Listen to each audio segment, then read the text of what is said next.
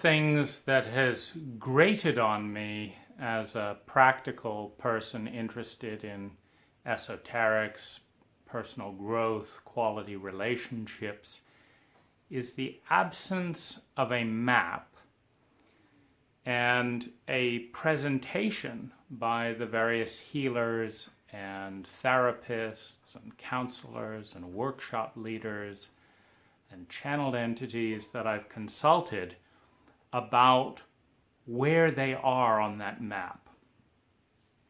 Let me tell you a little bit about what I'm talking about, because one of the gifts of this physical reality is it helps us see through the density of our senses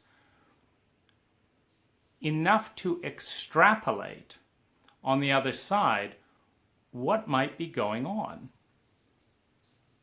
Now, I'm a contractor and I've built houses, and though I specialize in gardens, I know the difference between hiring a gutter cleaner who clears out the drain pipes and gets all the leaves out, and a window cleaner, and a house cleaner, and a roof repair person, just to name a few of the specialty subcontractors in contracting.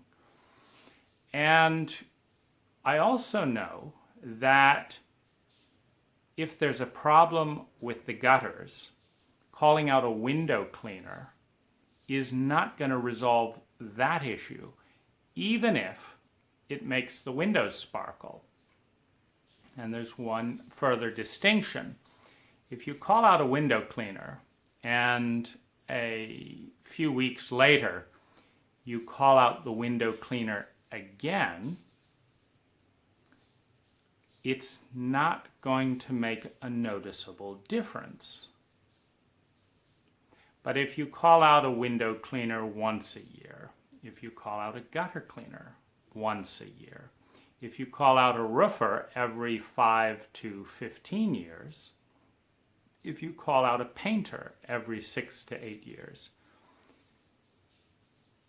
the amount of impact based on the level of deterioration and needed maintenance for those structures is such that you get a good return on investment. Now, here's what I want to know. In the architecture of growth and the psyche, if you call out an acupuncturist, what are they doing that's different than a Reiki practitioner? What is energy healer number A doing different than energy healer number B, which is different from energy healer number C? Notice the generic term, energy healer. Now, this becomes very obvious if you work with 30 or so alternative, again, note the word alternative, whatever is the dominant cultural paradigm, anything that diverges from that is the alternative. They're all alternatives, and the way that we should be assessing a given health or well-being protocol is the amount of well-being consistently and predictably delivered for the amount of energy, time, money, effort spent to receive it. A great protocol of healing and value is a protocol that takes very little time, money, energy to deliver a very high value that lasts. That's kind of peak return on investment.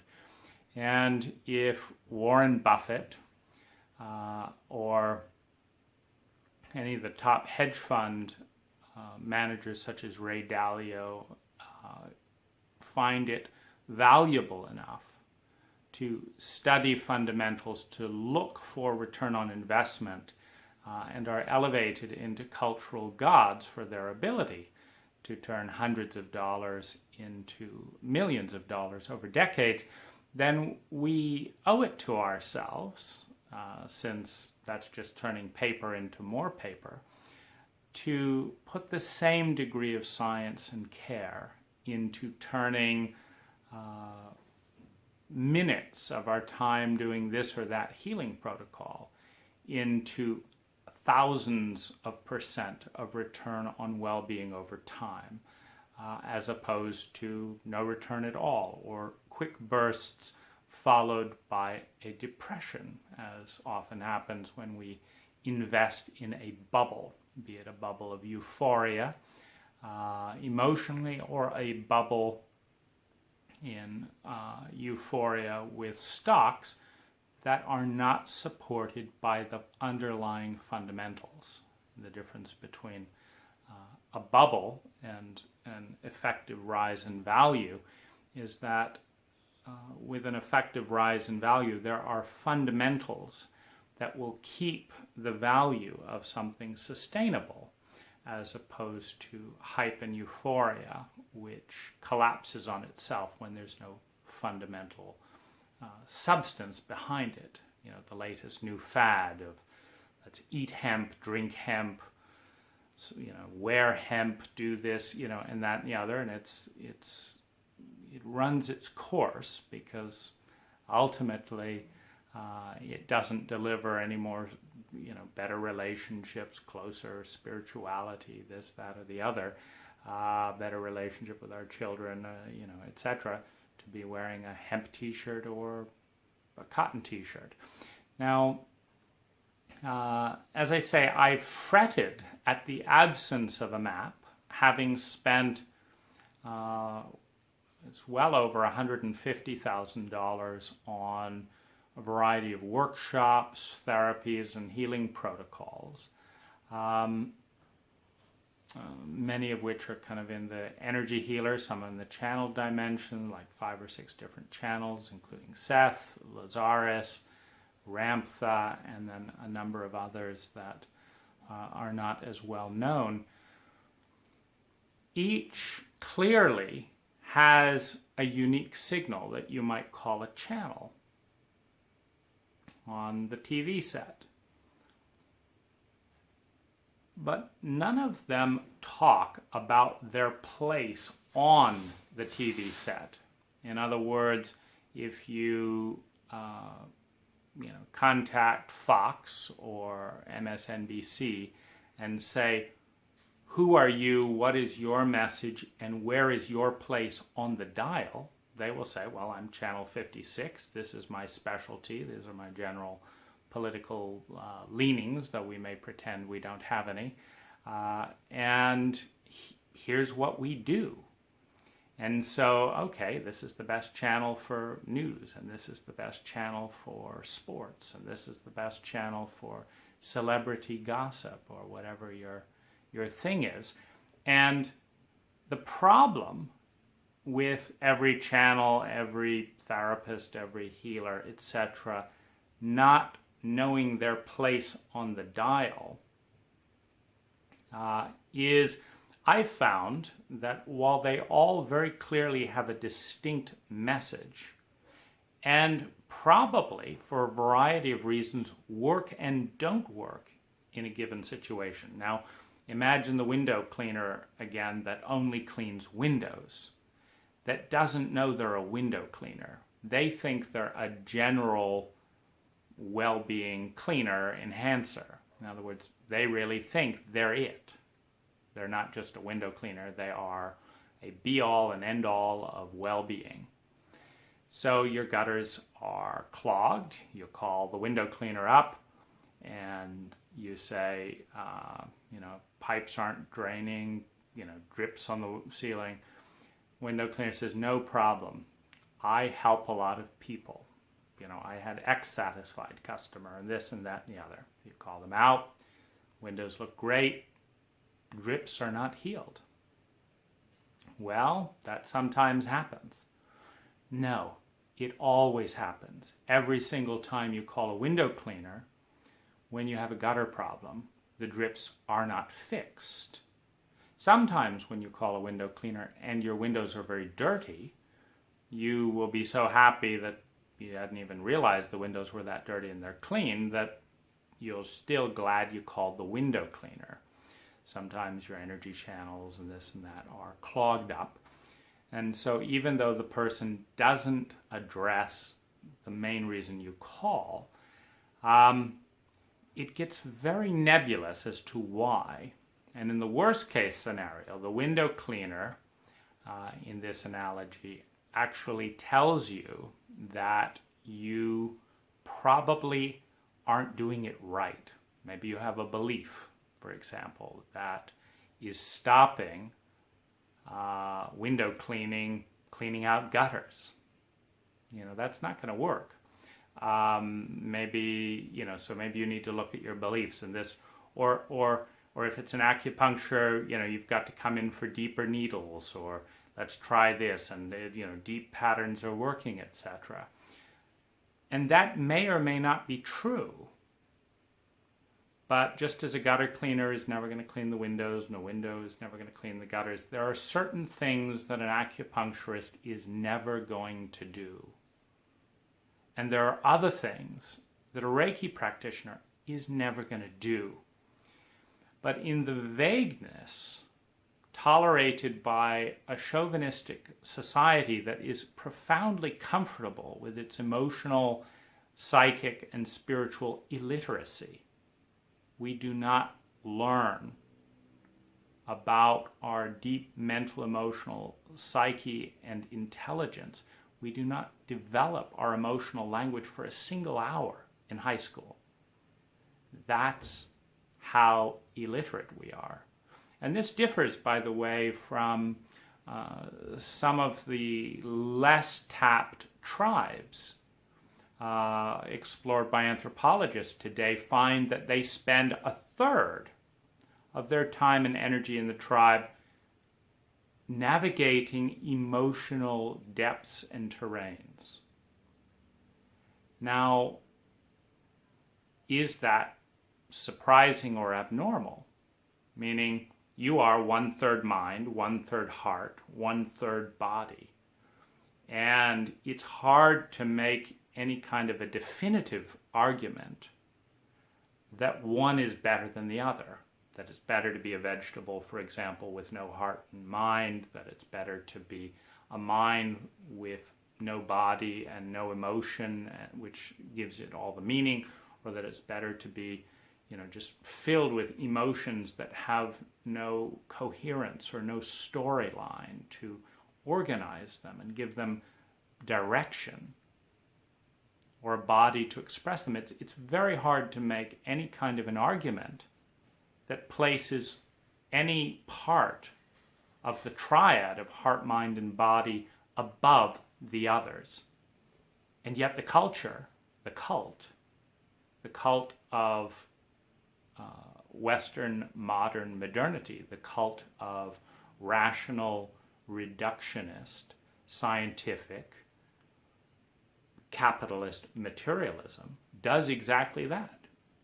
Who needs feelings? They'll take care of themselves.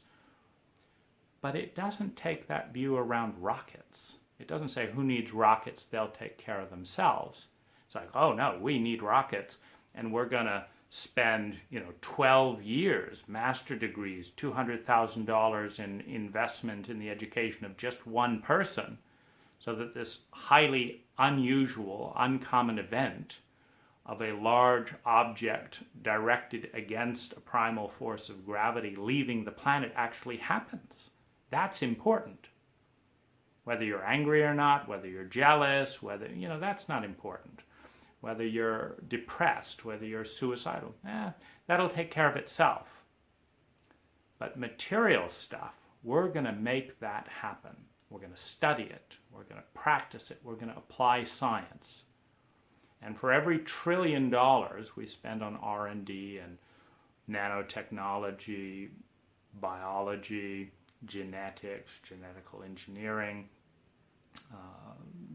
the science of economics, etc., we're going to spend $1 million or so, 1/1000th. That's how big our bias is as a cult. And so, of course, we are an emotionally illiterate culture.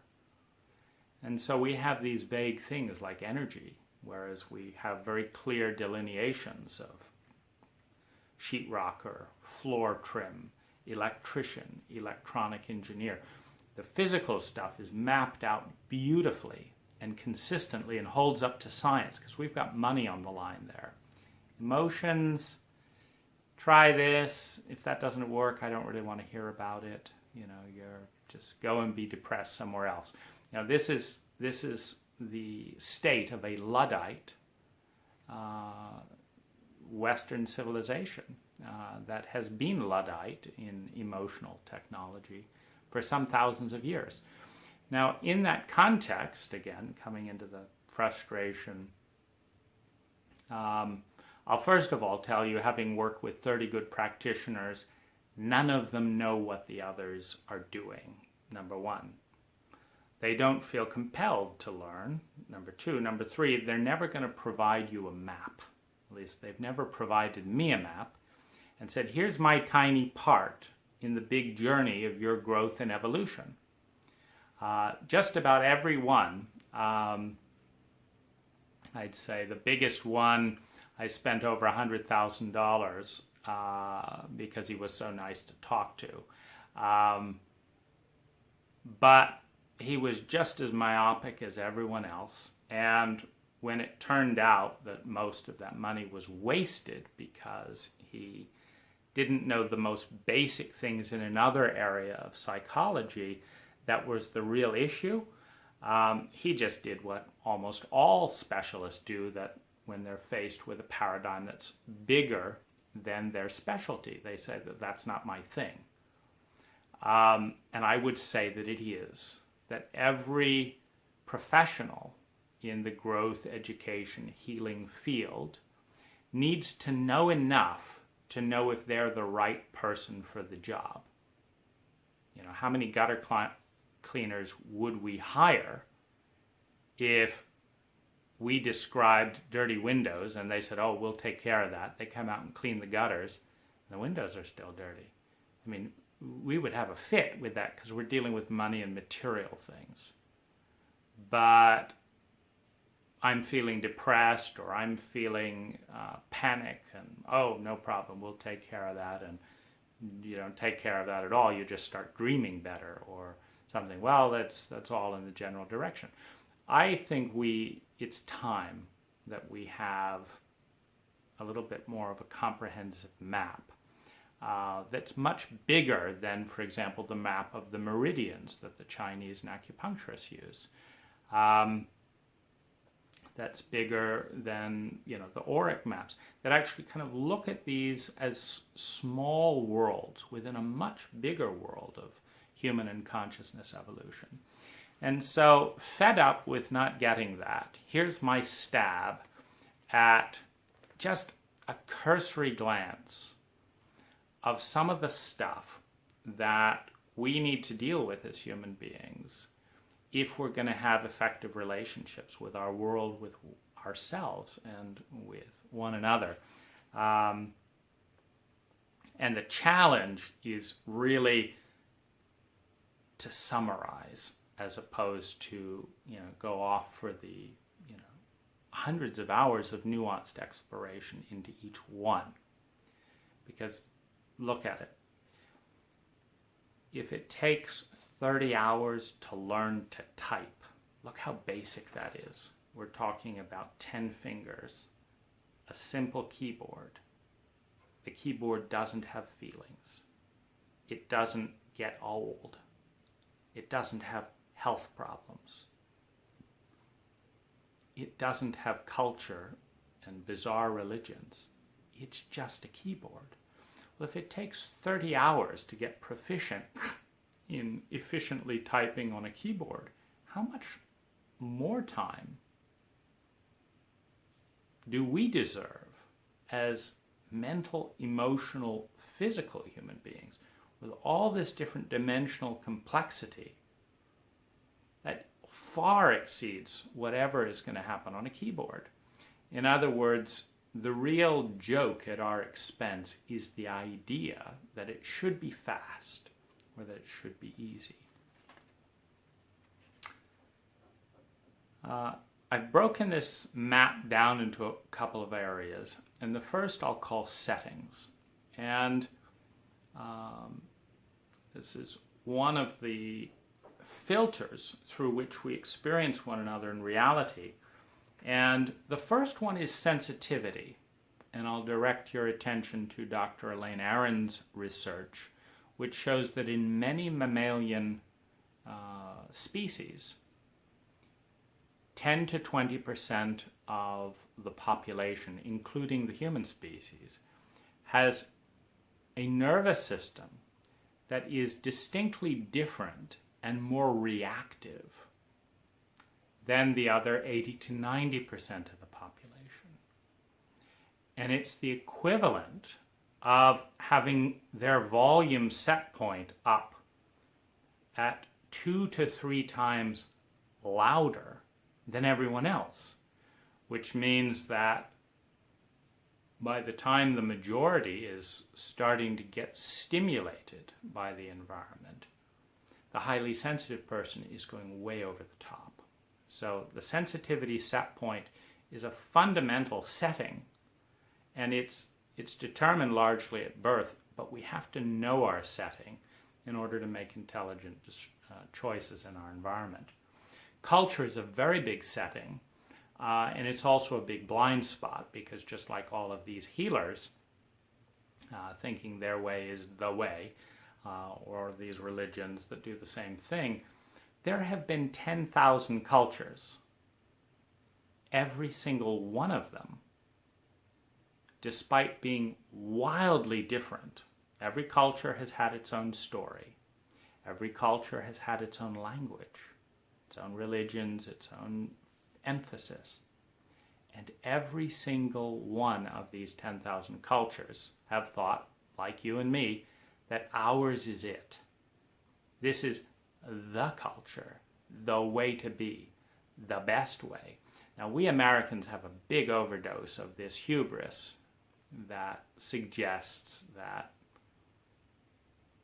what we know is inherently better than, what a tribal person 2,000 years ago knew, what someone in India knows today, what someone in India knew 8,000 years ago. We genuinely believe that our way is better.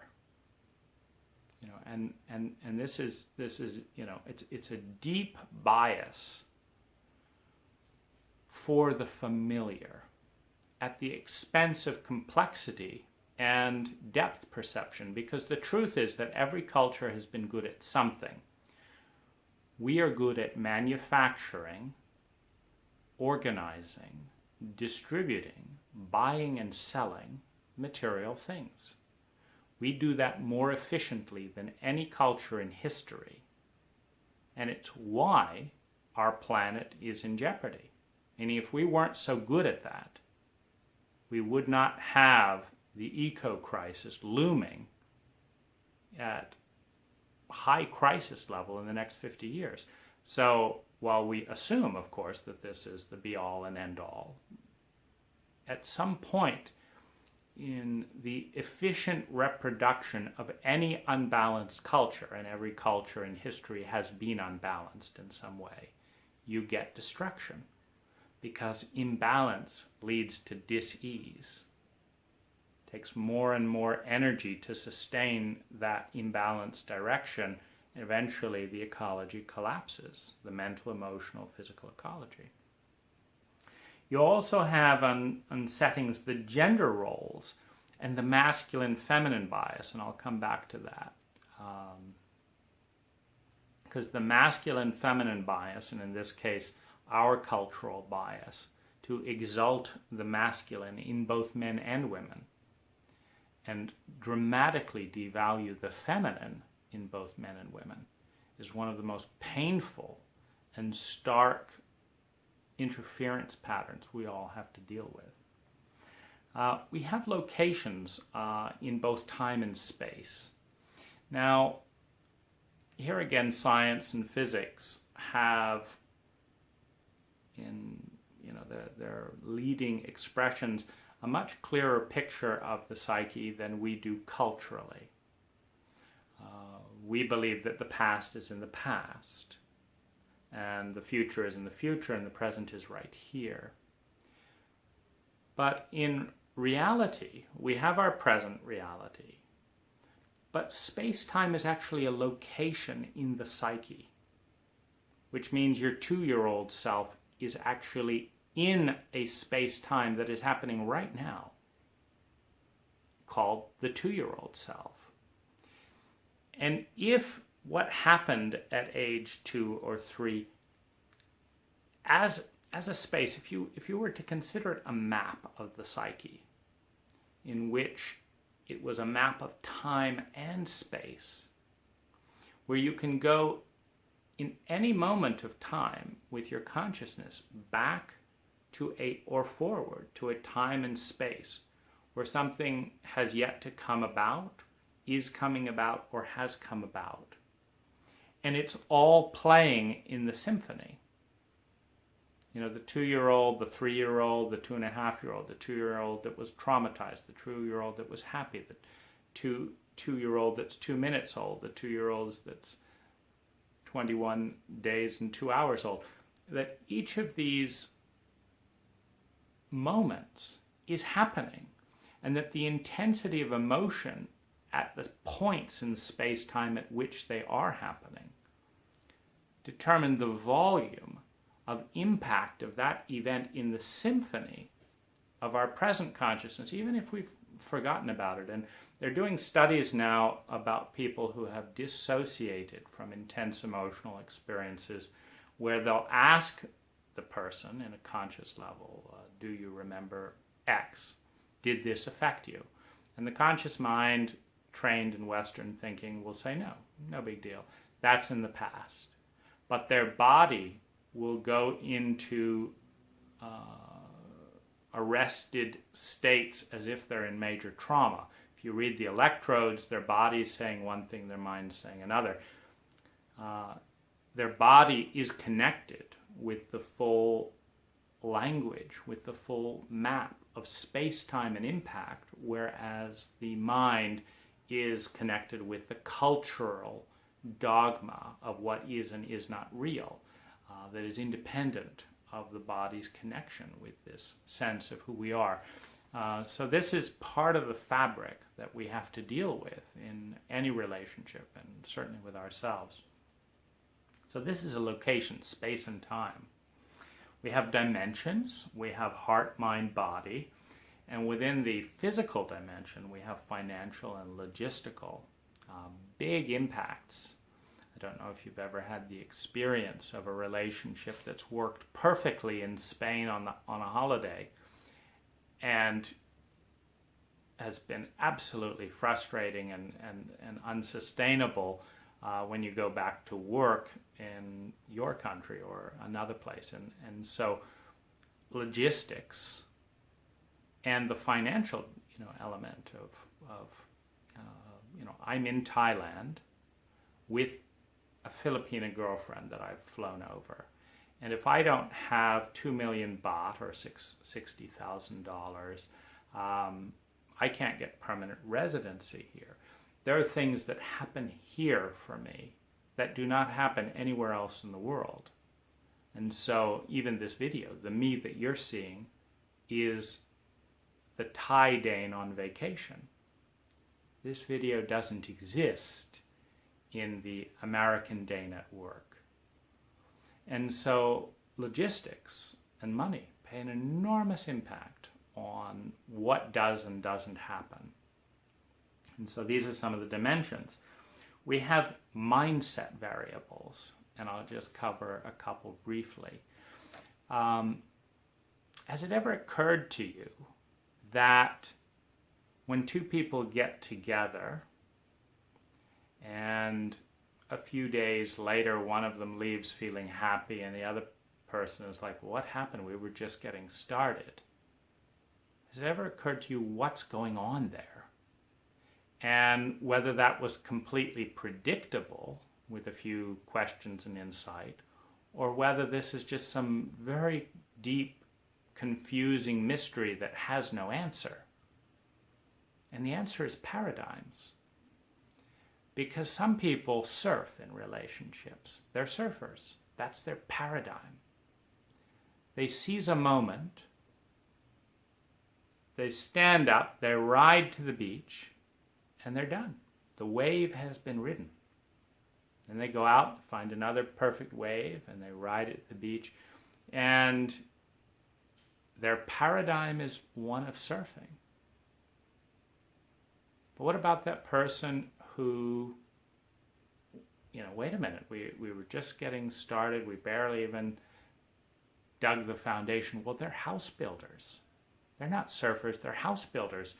And they're not interested in that flow of the moment. They're interested in systematically laying foundation, mapping things out, building something that takes a good couple of years to build and then lasts for decades. Well, these are house builders.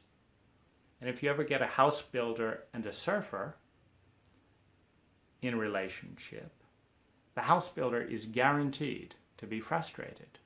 But do you know what your paradigm is? There's more than 30 of them. Are you a surfer or are you a house builder? I talked about this in my book, Co-Creating Conscious Chemistry, because the paradigm that I was expected to show up as an American man is someone trying to manipulate a woman for sex, someone pursuing pleasure. But this is not my paradigm. And so anyone who's expecting that, just like the house builder who's expecting a house builder as opposed to meeting a surfer, is not going to be happy. So you've got to get into the conversation about the conversation, the meta-conversation that is paradigms. Another thing is value hierarchies. Did you ever hear about the person where they both valued fun, they both valued honesty? We all value every single human value. But when the person who values fun before honesty meets the person who values honesty before fun, we're not dealing about different values. We're dealing with different hierarchies of values we all share. And the map of flow and dissonance is not about having different values. It's about having the same values in a different order of priority. And if your core value is a secondary value for someone else, you will feel betrayed as soon as the moment comes along where the person has to choose between your core value and their core value and chooses their own. And your belief, like most of us in our egocentric ways, is that because it's a core value for me, that my core values are actually the best core values. And so someone's betraying the best core values. They're betraying me. They're betraying the relationship. The betrayal actually happens the moment you come together with an expectation and an attachment that does not reflect the value hierarchy of the people involved. That is when the betrayal occurs, and it occurs in a lack of due diligence, a lack of awareness, a lack of candor, a lack of patience and time to discover that this relationship is already doomed as soon as an opportunity presents itself, that we both have to decide between one value and another value coming out on top. Value hierarchies. The masculine and feminine bias is a landmine. It's a minefield of heartbreak, frankly. There isn't a major religion, and hasn't been in recorded history, that values the feminine in both men and women as much as the masculine. That's how far we're out of kilter. Now, science teaches us that whenever there is a duality, like the positive and negative polarities on a battery, they're both equal. No scientist would say the positive pole is more important than the negative pole for generating electricity. for creating electrical flow. But cultural illusionists and cultural dogmatists constantly overvalue the masculine pole over the feminine pole to a degree that has created a deadlock in chemistry and flow within Western culture. Because do you want to be a speaker or a listener, a leader or a follower, a teacher or a student? Do you want to be the giver or the receiver? Do you want to be the one who needs or the one who meets the need? Do you want to be the one who influences or the one who is influenced? Do you want to get to the point, or do you want to have diffuse awareness? You see, all of these are equal in technical terms. Try and convince anyone of the value of a teacher that has no students, of a speaker that no one's listening to. It doesn't make any sense to value one more than the other. But culturally we do exactly that. And men and women are competing to be valued. That's supply and demand economics 101. You overvalue one trait, you undervalue the other. Everyone competes to be, to have the most of the praiseworthy trait. The only trouble is, if everyone's trying to be the positive pole on the battery, there is no electricity. The electricity, the flow, comes from the equal expression of the masculine and the feminine. Now, it doesn't matter if that's a feminine man and a masculine woman, or a feminine woman and a masculine man, or alternating. It doesn't matter. You don't get flow unless they're both present. I haven't even begun to touch on that. I've prepared in the Are You a Chauvinist questionnaire just to bring a little bit of awareness of that. Love language.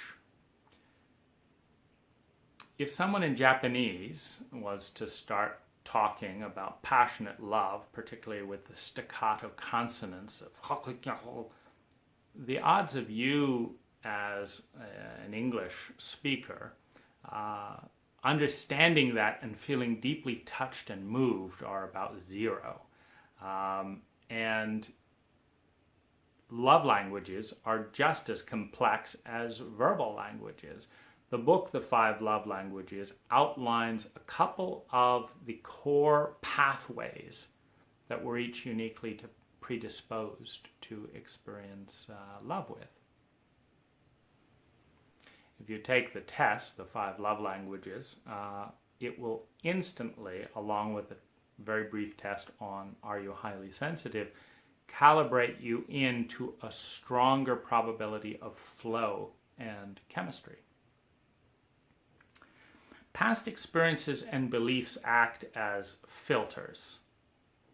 Now, filters are a very important part of human psychology. The brain is conscious of less than 50% of our physical stimuli in any moment.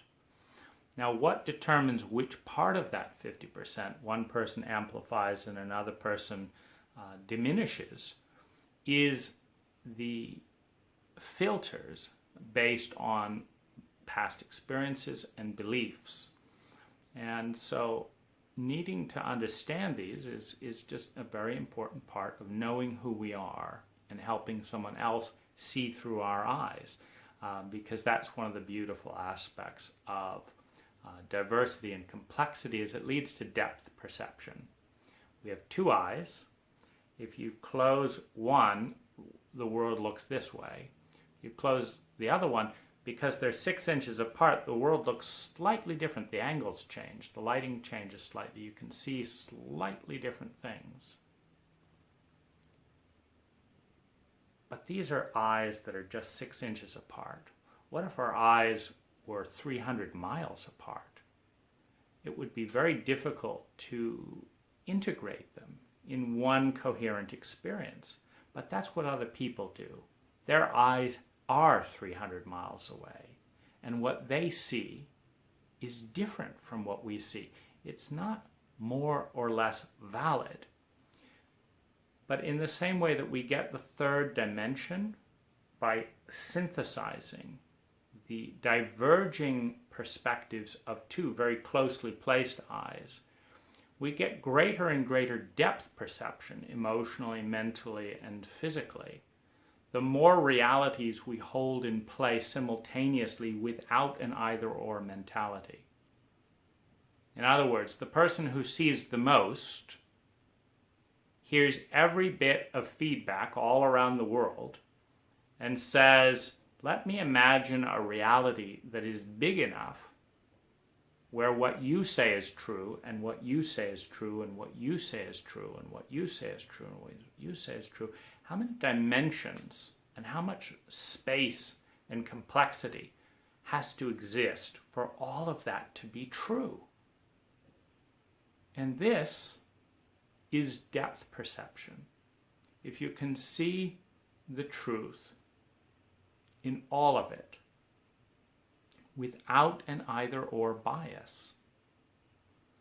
And at the very least, even if someone is, and here we're talking about an accurate read, so if someone says, I'm feeling miserable, I just got a raise, I'm feeling miserable, if that's how they're feeling, that's an accurate read. If someone thinks they should be feeling positive because they just got a raise, but in fact they're feeling depressed because they've just accomplished a goal and they don't know where to go next, and there's someone that drives on adrenaline and they've lost all their momentum and now their depression is catching up with them.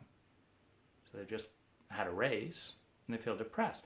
Well, if you explore enough dimensionality and someone gives you an accurate read, you start to learn about things like addiction and adrenaline and stuff. These are dimensions of human experience. And so how is it that someone could get $1 million bonus and go into a depression? Well, if that is happening, the more you can accept that feedback and understand how it might happen, the bigger your world is. Meanings and signals and how to direct them. So, for example, our human brain is very small, and so what it does is it creates heuristic programs, heuristic meanings, where it creates all kinds of little shortcuts based on past experience. If someone gives me that look, it means I'm in danger of being raped. Now, that may not be true. It may have been true 36% of the time at a certain period in a certain country where that look meant that. But you're in a completely different situation. But our brain doesn't have the capacity to consciously process all of the nuances involved in all the things that are affecting us. So what it does is it creates little shortcuts, little meanings. And these meanings stand between us, meaning you're not interacting with me. You're interacting with the meanings that you've associated with behavior. So you've made certain gestures mean certain things, you've made certain facial expressions mean certain things, you've given those cues, you have stories with them. And so when I make those facial movements, you are not seeing me, you're seeing a symbolic shortcut that says this means this, this means this, this means this, therefore this is happening. You don't begin to see the depth perception or meet what I call the four people in the room.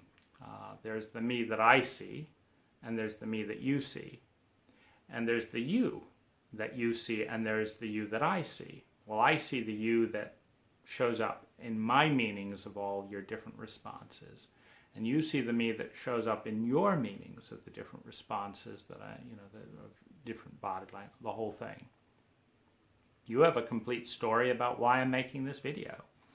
And unless you hear my story about why I'm making this video, your story will stand and become a reality in most cases, because we as human beings like certainty. We hate uncertainty. 99.9% of reality is unknown. And it's not only unknown, it's unknown. Well, we're a species that has been systematically traumatized in our evolution for hundreds of millions of years. In the last few 100 million years, there have been several periods where the entire ecological fabric of reality has come, within 10-20% of just disappearing. And we've migrated and done this and that and the other. And so we don't like the unknown. We don't like it so much. There is so much instinctive trauma around the unknown, let alone the unknown, that if there is something that is unknown, that we don't flood with real-time data, we are going to not only make up a story, but we are going to turn that story into reality to assuage our discomfort with the unknown, and even worse, the unknown. And one of the things we're going to do is we're going to deny. We love feeling like we know it all, because it's, again, a safety mechanism for bypassing the reality that 99.99% of what's out there and what's happening at any given moment is stuff we have no control over and is way beyond our ability to anticipate or fully integrate or understand with the limited brain capacity that we have. And this is actually one of the reasons why confident alpha personalities are popular, because they don't know any more than anyone else. If you think I know more than you just because I'm rattling off this video, or anyone else does, they don't know any more than anyone else. But it's nice to think that they do. They might enjoy thinking that they do. I might enjoy thinking I know something. It's nice to follow. Hitler was very popular because he was certain. And the Germans were in absolute trauma and agony. They were eating their shoes. And here's Hitler, absolutely certain. Thank goodness, it doesn't even matter what he's saying. We need someone with that kind of certainty to answer the crisis of paralysis that comes when we're faced with the vastness of what we don't know that we don't know. This is an important principle. How we respond and break down the different meanings. It's like decoding. So when you pick your nose, in the video, I have a story that you're uncivilized. I have a story that only civilized people can make money in this world. I have a story that I'm worthless unless I make money because my culture has told me that since I was born. I have a determination to be worth something, i.e. have money. You're not the path to that because you're uncivilized. I've got to stay away from you. Well, this can happen in a split second over, a nose itch. That's meaning. And these control our relationships, period, until we're conscious of them. Okay, that's your story. My story is I don't like nose itching. I can't stand the conformity of making our body uncomfortable. I hate seeing women wearing high heels and makeup and stuff because I empathize with their body. So I'm in an act of rebellion against body conforming culture mind control that makes bodies uncomfortable for the dogma of the current fashion industry, which I don't believe in. So that's my story of why when I have a nose itch or whatever, I itch my nose or pick it or do all kinds of things that don't fit into sophisticated society. But you don't know that 99.9% of the time. There's not even time to break these codes down. And that gets into one of the forces, but I'll continue with format just to stay a little bit more focused. So self-awareness. I'll just reference a couple of highlights of possible areas of self-awareness. I know how to bring out the best in me. This is one of the most important areas of self-awareness in having an amazing relationship. Who doesn't want to have a relationship with the best in another person? Well, imagine that you're a rose and the gardener is ignorant, and so he puts you in the shade and he doesn't give you any nitrogen and he doesn't mulch you, and your gardener has a particularly idiotic form of plant care. She comes out with a pitcher of water and she says, you had better grow and become good enough for me. I want to see 4 inches of growth in the next few days, or I'm not going to give you any water. Does this bring out the best in you? Of course not. If you're a rose and you want to bloom and you want to be magnificently fragrant and abundant and healthy, and you are in absolutely a codependent relationship, meaning you choose your partner for the most part, but the person you choose determines your environment. What they praise, what they criticize, the looks they give you, all of this, it's all sunlight, torture, water, poison, that determines whether you bring out your best. I once had 7 relationships in a week. Just the logistics of me wanting to be in intense relationship every day, and 7 people wanting to give me 1 day a week. Typical American, weekend relationship type mentality. I wanted to really be present with someone deep every day. Answer: 1 person a day, 7 relationships, 1 day in the week for each.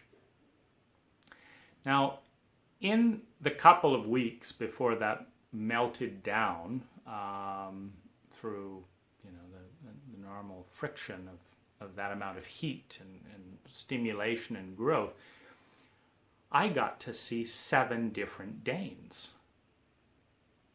I got to see the fanatical, excited, creative cook. Well, who was that with? That was with the woman who salivated on everything I prepared for her. I invented recipes for her. I thought about what she would love to eat the most. I put care into the food. Well, relationship number 2, she didn't even look at the food. She wasn't even interested. She was mildly dismissive. So, of course, she didn't get Dane the Great Chef. She got, why don't you cook then? But she got something else. And so I saw, here's 7 different Danes. Now, I'm just me, but who I become in the environment of the person I want to please, of the person I'm closest with, of the person that's praising and punishing different things psychically, verbally, logistically, etc., is completely different. One person makes endless amounts of time and opens up in conversation. So there's no secrets in that relationship. The other person, every time you talk, they're like, I don't know, could we talk about something else? And you realize, after they say that 5 to 10 times, that really they're just saying they don't want to open up. And who wants to open up with someone who doesn't want to open up? It's not balanced. So suddenly there's not a lot of disclosure going on in that relationship. But this other person who says, oh, thank you for telling me, I like that, and I'm like this. Oh, great, well, let's just keep opening up.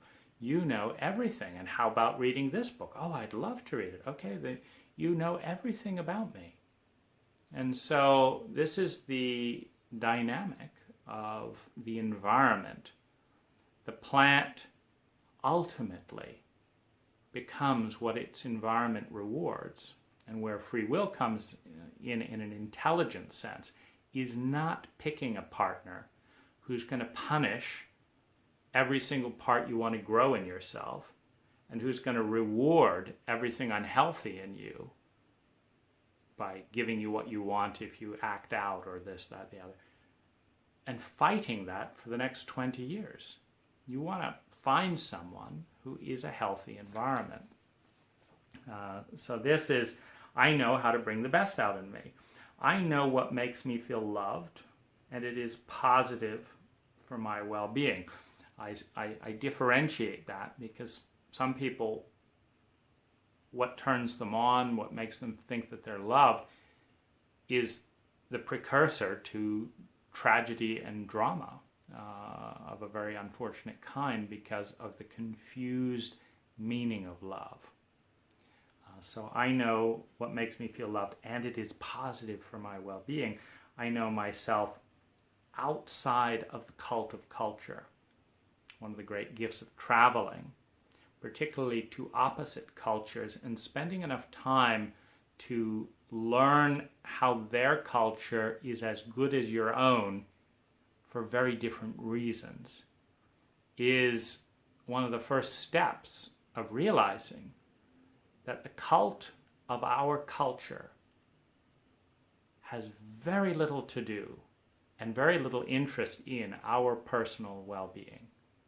And it has everything to do with sustaining itself in its status quo for the sleep and efficient reproduction of a majority that values not questioning the status quo. It's very efficient to just do this because everyone does it.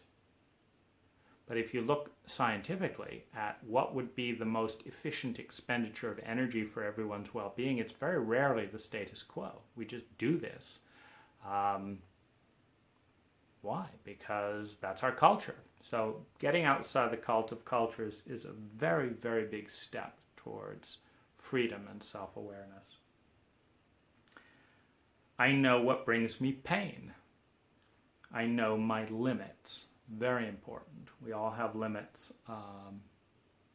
If we don't know them, we generally run into them.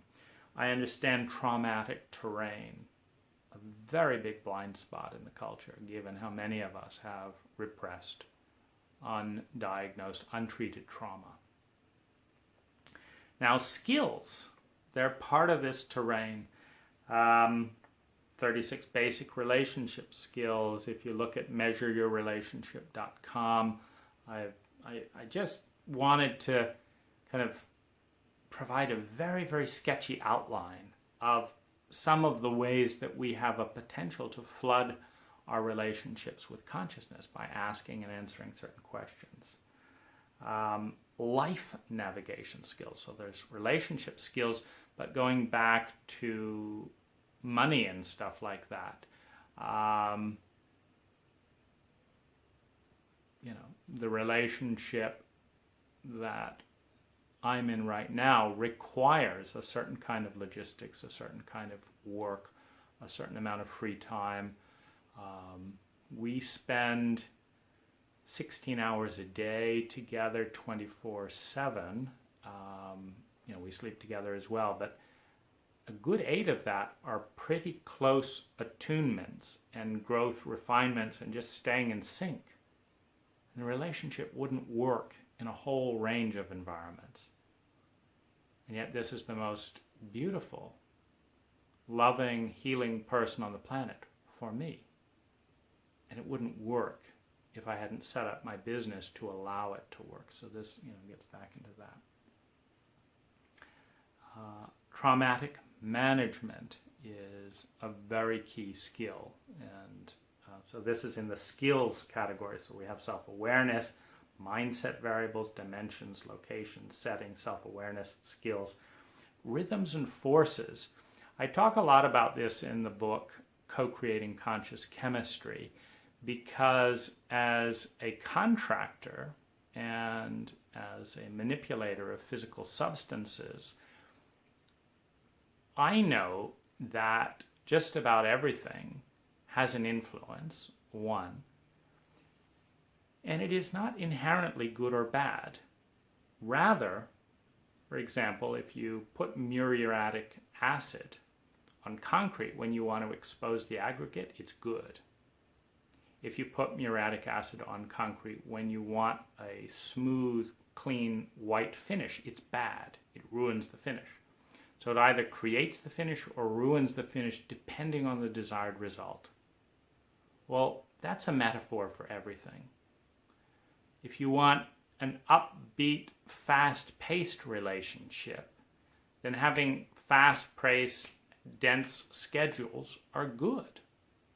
But if you want to drop down into feminine essence and have timeless moments that emerge out of your feelings, they're bad. It's relative to the value hierarchy, which gets back to that. And so there's so many areas. And I'm in Thailand at the moment, in part because I experience more spontaneous quality time. Like just last night, I was designing a dish in a restaurant, and the owner happened to be an award-winning chef. I had no idea. But he could tell from my requests that I was someone he wanted to talk to about food. And so he presented himself by preparing a dish that he liked, bringing it out and giving it to me complimentary, and asking me if, how I liked it and how I would address it. And I told him how I would change it, and he went and got that, and we ate it together, and we agreed it was an exquisite dish, and that my adjustments had enhanced it. We talked for 3 hours. He ended up hiring my girlfriend for an art project. We talked about our different careers, our values, business strategy, playing music together. Now, this is normal, but not in the United States.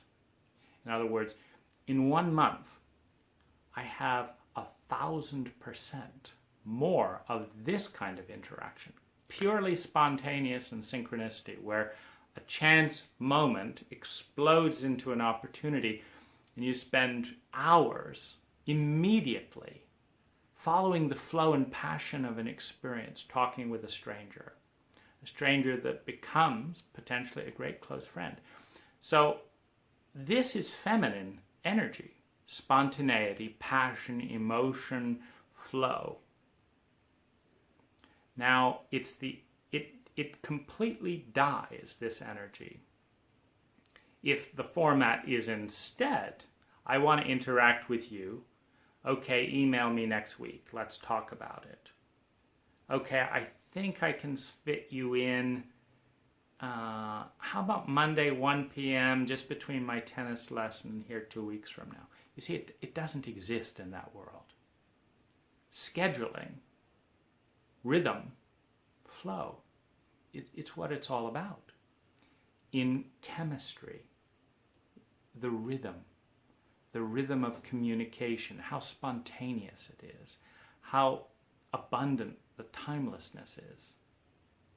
This determines everything on one level. It precludes everything on one level. I don't interact with people that need to book half-hour to 1-hour lunches 2 weeks in advance, because I have no idea how I'm going to be feeling that day. I have no idea how my body's going to be feeling. And I want to be following this kind of organic flow, which doesn't exist in my culture, which is much more organized around the masculine value of structuring time for maximum efficiency. So this is just one little variable, the variable of time. Rhythm enforces communication cycles, planning and connecting cycles. That's what I've just been talking about. Balance of heart, mind, and body. Here again, I've been out playing with my favorite dog. Because I couldn't find a co-owner, I travel, and so I'm not going to stick a dog in a kennel. That's torture. So I wanted to find a co-owner. I couldn't find that in the United States. The boundary, it's just much harder. So what I've done is I've adopted a dog in Thailand. As simple as noticing which dog I liked as I drove around the island and showing up there.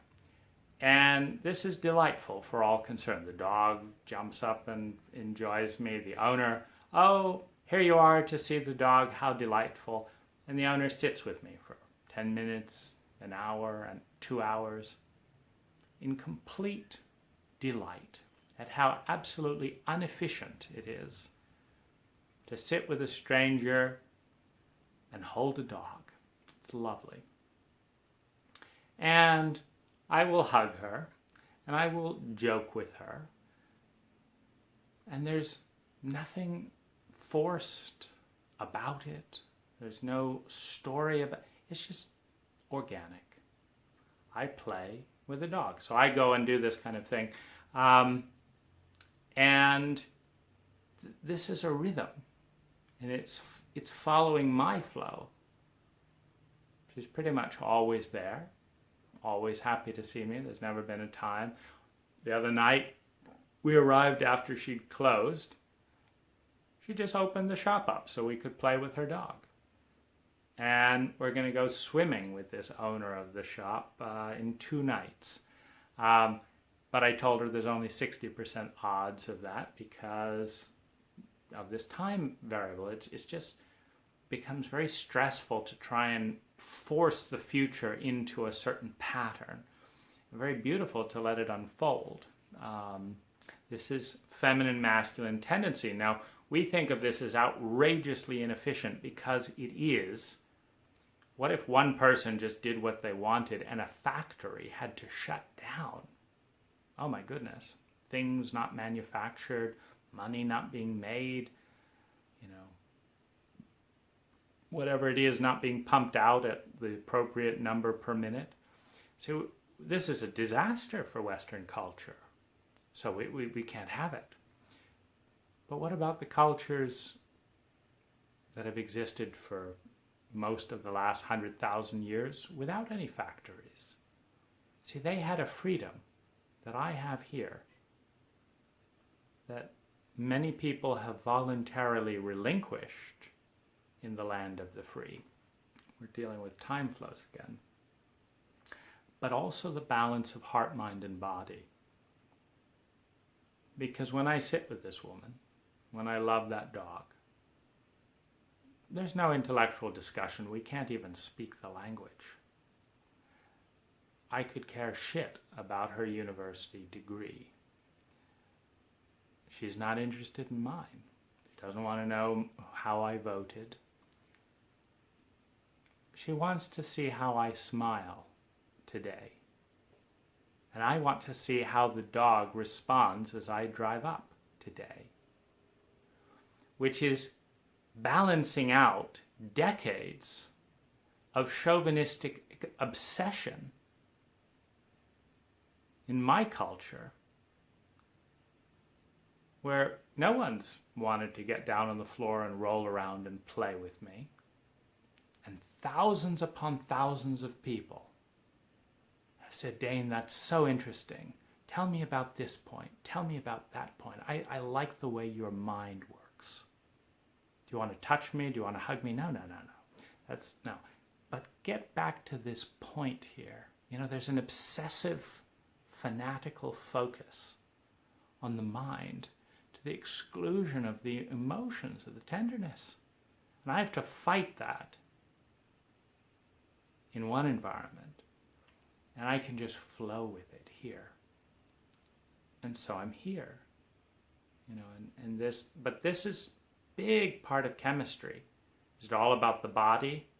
Oh, I don't want to talk about anything important. I just want to fuck you. Is it all about the mind? Tell me about that interesting idea. Is it all about the emotions, but not back, you know, no interest in the science and the research and all that? Or is it a balance? Heart, mind, and body in tandem. You may not be my date, but let's hold hands. I'll feel closer to you. You know, this is a critical balance. We have sustainability. Is the relationship delivering massive amounts of value for the energy that both people do expend? Or is it requiring a massive amount of energy expenditure and delivering very little value? Sustainability. Degree of repressed trauma is a big variable in this map of landscape, because for those of you who don't know, I highly recommend a 10-minute survey. Now what this is going to do is it's going to give you a headwind of your probability of reactivity in traumatic situation. It's kind of like it's your headwind. You know, when a plane flies one way around the world and has a good headwind, it arrives 2 hours sooner with the exact same amount of energy expenditure. Now, where the wind is going the other way, it has to spend more energy on fuel but arrives later. This is the headwind. Now, there's this big confusion in particularly Western culture where we're obsessed with choice and freedom. But here's the little kind of pink elephant in the room. As an American, I can go into any store, many of them open 24 hours a day, and I can pick one of 30 brands of shampoo, and I can buy it, and I can get a refund if I don't like it, and I can complain to the manager, and I can have all my rights to buy 28 brands of shampoo. But as an American, I have no right to pick up the phone and talk to a single human being for 5 hours. I have no right to go to a single neighbor and receive a warm hug that lasts 2 minutes. I have no right to play with the children in my neighborhood without being judged as a pervert in my neighborhood in San Francisco. I don't have any human rights. I have financial rights. I have purchasing rights. I have land management rights. I don't have the right to be loved. I don't have the right to be seen. I don't have the right to love. I mean, if I want to be loving to someone and they've packed their schedule so densely that that's annoying for them, okay, well, I'll go over here. Well, they've done the same thing. And I'll go over here. And they've done the same thing. And I'll go over here. And they think it's weird. Why aren't you out buying things? See, I don't have the right to give love. I don't have the right to receive love. I don't have the right to a 3-hour conversation about what that looks like. I have the right to buy anything I want and have it shipped for free at the lowest price anywhere in the world. I have that right. But is it the right that I want? Well, going back to degree of repressed trauma. Trauma is an experience induced by either social shame and social stigma or literal or perceived life-threatening, body-threatening experience that leads to an overload, an overwhelming experience that leads to dissociation from that overwhelm in order to cope and survive. This is called dissociation. When this happens, we lose access to part of who we are. It's like a breaker flipped, and those outlets are no longer responsive. Now we can cope, but we're more numb.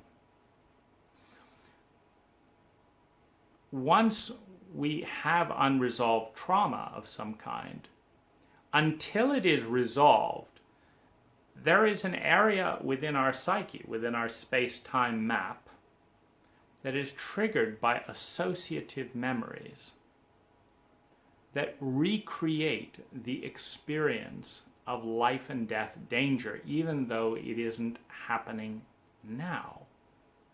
So this is the first piece of the puzzle. So how much repressed trauma there is will determine how many arenas in life become trigger points to reenact the feelings, the instinct, biologically, that our life is in danger and we've got to do something about it. Piece number one. Piece number two. Because this is a life and death situation, in our experience, we develop what we call a coping mechanism. That is what kept us alive as a child. Maybe it's pleasing, maybe it's denial. No, I didn't do it, I didn't do it, I didn't do it. And it's absolutely compulsive. We're dealing with an addiction here. Because to break your coping strategy in traumatic terrain requires you to willingly activate the feelings of life and death, of imminent threat, at an overwhelming level, which no person can deal with alone. You cannot, as a singular individual, heal and deal with trauma or shame alone. You need the help of your tribe. But do we have a tribe that will help us deal with addiction, shame, and trauma? Where is it? How does it work? Pretty much we don't. What we've done instead is we've made these topics taboo, and we've stigmatized, alienated, and shamed anyone for bringing them up, so that we don't have to deal with our cultural inadequacy and our emotional illiteracy, which again brings up shame for the culture, which it doesn't want to deal with. So it shames the trauma survivor, blaming them. Blame the child, blame the victim, etc., etc. Now this is not a safe environment because it locks the trauma in place. And the only way that we've found to deal with it is to go numb, is to go addict, is to do this or that or the other, and that's gotten us through it as a child. And after that, it hasn't even been acknowledged. I mean, I was 40 years old before I even knew what trauma was, let alone that I had a lot of it, let alone what my coping strategy was. And there have been people I've met, including therapists, who have told me I know more about myself than anyone they've met. So this should give all of us a sense of how big the blind spot is. Because let's say I'm not particularly, amazingly self-aware. I'm just in the top 10%. Well, if I've done $150,000 in therapy and growth, read more than 500 books in personal development, meditated for more than 1,000 hours, journaled since I was 14 years old, made most of my choices consciously, and I didn't know what trauma was. And I didn't understand how it was affecting me. And not a single therapist or healer had brought it up. This is deep blindness. Now, the coping strategy, knowing what your coping strategy is for dealing with your unresolved, unhealed trauma is absolutely key to the sustainability of your relationships. Because a coping strategy is compulsive. You will not betray the coping strategy. You will betray your partner and your own well-being to sustain the coping strategy. Why? Because it is telling you, look, remember when you were 6 years old, remember when you were 2 years old, doing this kept us alive. Do you want to live? You say, yes, I want to live. Okay, you've got to do this. And it's like, I don't want to do that. That's not who I am. That's not principled. That's not character. That's not nice. Do you want to live? I don't want to be that person. It doesn't matter. The surge of emotion, the terror, the shame, etc., is so strong when you've got unresolved trauma and no safe space to sort it out, that you will enact, and your partner will enact the coping mechanism. And in doing so, will betray the relationship. Now, if you don't understand traumatic terrain and you take this personally, you're doomed. If you do understand traumatic terrain and you take it personally, you're doomed. If you do understand traumatic relationship, you don't take it personally, but you are traumatized by your coping, by your partner's coping mechanism, you're doomed. Trauma is the single biggest pink elephant destroying relationship value and safety all around the world right now. And we are a deeply traumatized Western culture that institutionalizes a series of traumatic events, from bullying to dissociating from our feelings to suppressing all kinds of our inner awareness as part of being initiated into a materialist, rationalist, reductionist, capitalist, scientific paradigm. There's a very tiny sliver of who we are as a psyche and as a being. And yet, when you are initiated into this cult, everything of who you are that doesn't fit into that sliver has no value, is completely worthless, is shamed and attacked so severely that if you stay identified to it, you feel absolutely traumatized. So we dissociate from large portions of who we are, which is extraordinarily painful. So then we have to dissociate from the pain, which brings us far up on the sociopathic empathic continuum towards the sociopathic state. And then you devalue the feminine and overvalue the masculine. And we actively breed the sociopathic state as part of being a Western man in particular, but it's a very deep program that is enforced from multiple angles, and I've been exploring it myself with a lot of grief. There's so much sadness there. And I'm not going to go into that terrain here as much as to acknowledge that it is part of the terrain. Now the other, rhythm and force is templates and echoes, because there are generational patterns. There are generational and there are national patterns.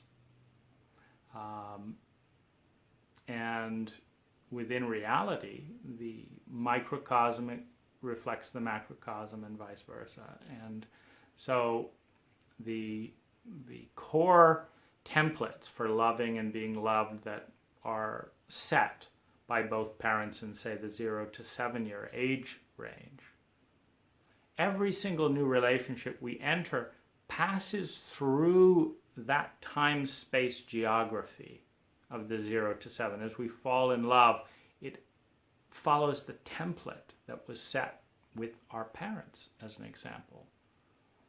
And unless we go back and reshape the template, in my case, the template was set by two people in a traumatized sociopathic state.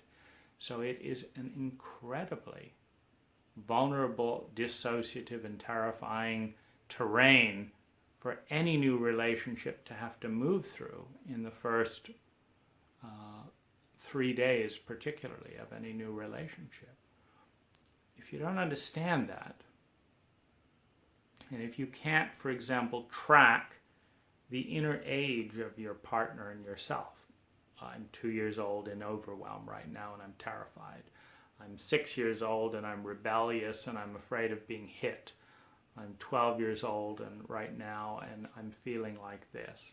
I'm 18 years old and I'm pushing boundaries and I'm expecting to be rejected again. And that's what I'm doing right now.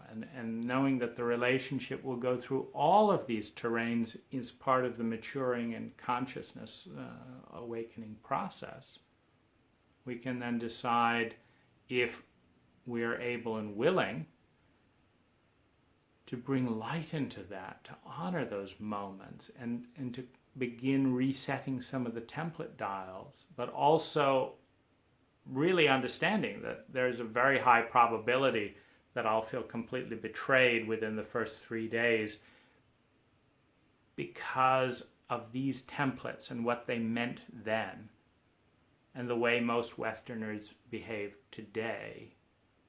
There's just those vortices are too close to one another, and one's going to get sucked into the other, and it's going to have a completely different meaning than it may have for you. But if our relationship is ever going to get past the first 3 days, we've got to know this and navigate this. Which goes back to the biggest illusion of all, that we, as complex, multidimensional spiritual beings in a physical body with heart, mind, and body, should be quicker to learn and easier to navigate with than a typewriter, which we carefully study and read the manual. We don't have user's manuals, which is one of the areas of medicine. And I want to just talk briefly about some of the different areas of medicine in response to this terrain. The more we read books and journal, the more self-aware we become.